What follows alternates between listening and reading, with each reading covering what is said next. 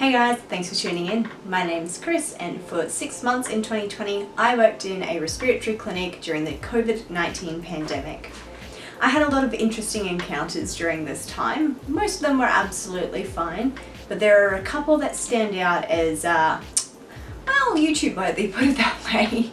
Of course, I'm not going to name names, I'm not going to allude to any of the patients because if I'm quite honest, I don't remember anyone's name, except for maybe one person. I don't remember ages, I don't really remember anything about them, except for what happened and how it made me feel.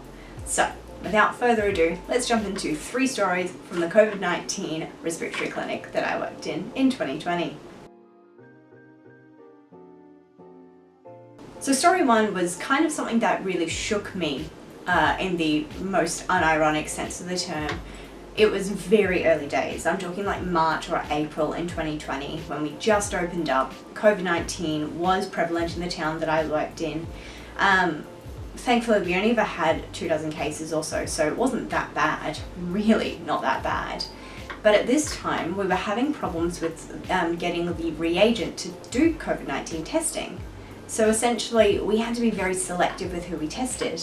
And the government did have very strict policies in place that we had to follow.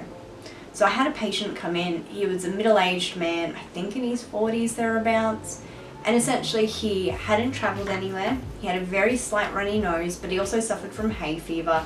So it was very much, is this an illness or is this just unfortunately your past medical history coming into play because it's change of season? Essentially, he came in demanding a COVID-19 test. And I wish I could have tested him, but unfortunately my hands were tied. We didn't have enough reagents, so we had to be very selective with who we tested.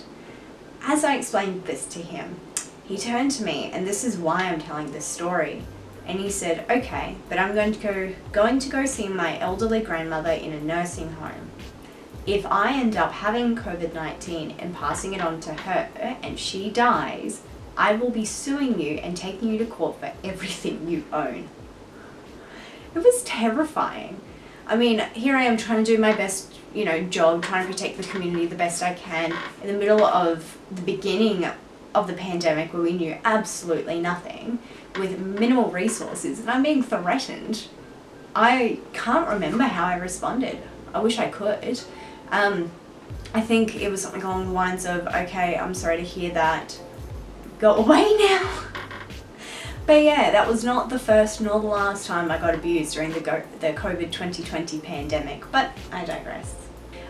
Story number 2 comes from a few months later in the height of the pandemic, so essentially June, July, August maybe, it was winter essentially, and we were getting a lot of winter bugs come through. So we were seeing a lot of people with respiratory symptoms from rhinovirus, adenovirus, RSV, thankfully no influenza, which was nice, but basically we were on really high alert because COVID and the common cold share a lot of symptoms, especially in the beginning. So we had this woman who came up to our receptionists, who was one of our medical students actually, and refused to put on a mask. And this again was not the first time nor the last time this happened. So I went out there to try and soothe the situation because it was escalating. And I asked her why she wouldn't put on a mask. Because I'd had people say they get really claustrophobic or anxiety, and we're able to sort of compromise and say, look, I understand it's claustrophobic. How about you stand 6 feet away, hold it up, which is not perfect, I know. We'll take a quick history, then we'll put it on as we do more of the exams, like your chest exam and stuff like that. Take it off very quickly for the swab, then you can go and throw it out. So we do try and compromise. It wasn't perfect. But keep in mind, throughout all of this, I am in glasses, face shield, really good N95 mask, scrubs that I would take off and wash every single time, and a gown, and gloves, and foot coverings, like the whole shebang. So it was lower risk. It wasn't perfect, I get that. Anyway, this woman comes in and she is just absolutely refusing to wear a mask because she thought they were made in China. So she wanted us and demanded of us that we go and get the box that the boxes of masks came in to prove they weren't from China. I mean, that's problematic in many ways and ultimately quite racist.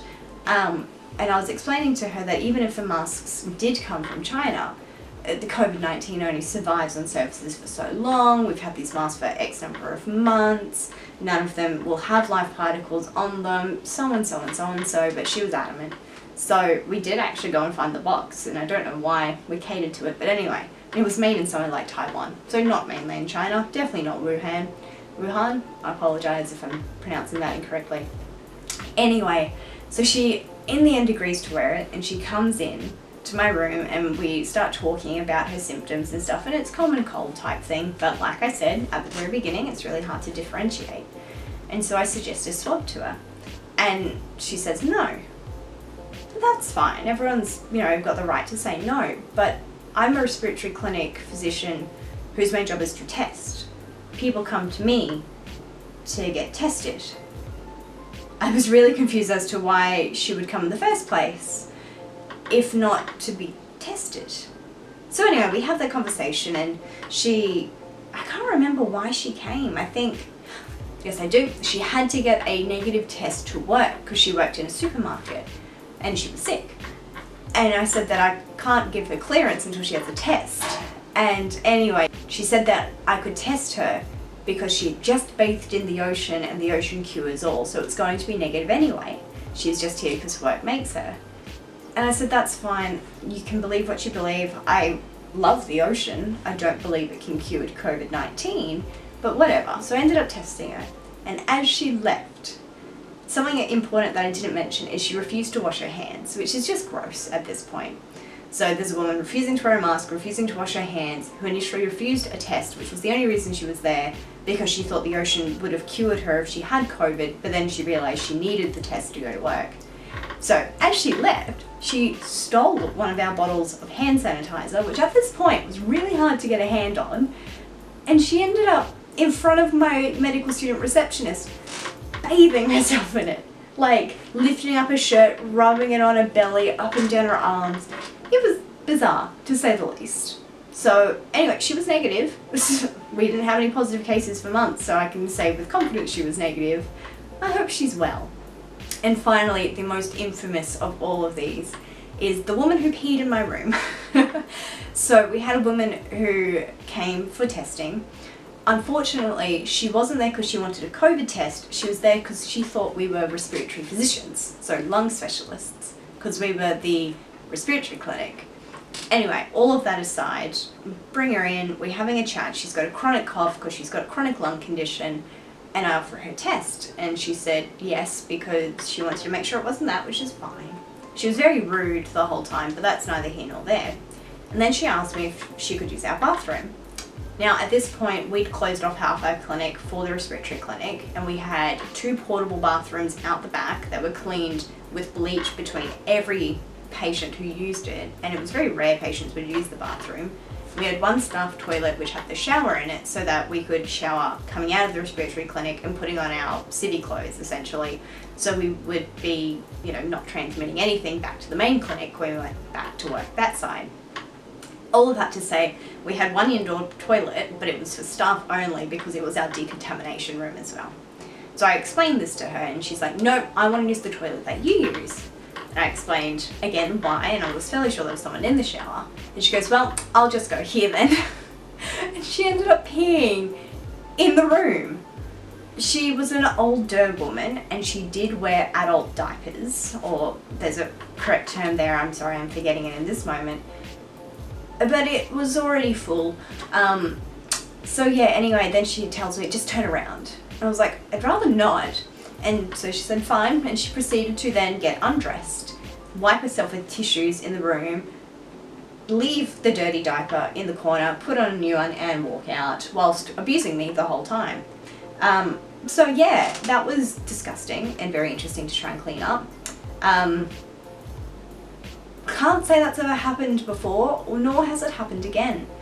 Yeah, people have accidents, but that was on purpose. So COVID-19 brought out the worst in some people. I haven't mentioned any of the times that I've been slapped while trying to test people. Some involuntary, but some very voluntary. I haven't mentioned the times I've been spat on. I haven't mentioned the times that I was told to get out of my PPE because it intimidated people. And when I explained no, they said, well, actually, I want you out of your scrubs too. So the sexual assault I, had whilst working in the COVID clinic. I haven't mentioned a lot of it because a lot of it's not something I mock. And of course, I'm not mocking the patients I've talked about in all of this. I'm just bringing up 3 interesting stories that I never thought I'd have to tell. But yeah, working in the COVID clinic was interesting for many, many reasons. Anyway, hopefully you found this entertaining, shocking potentially, because I was shocked too. If you have any questions about my time working in the COVID clinic, let me know. But until next time guys, stay safe, stay healthy, and I'll see you later. Bye.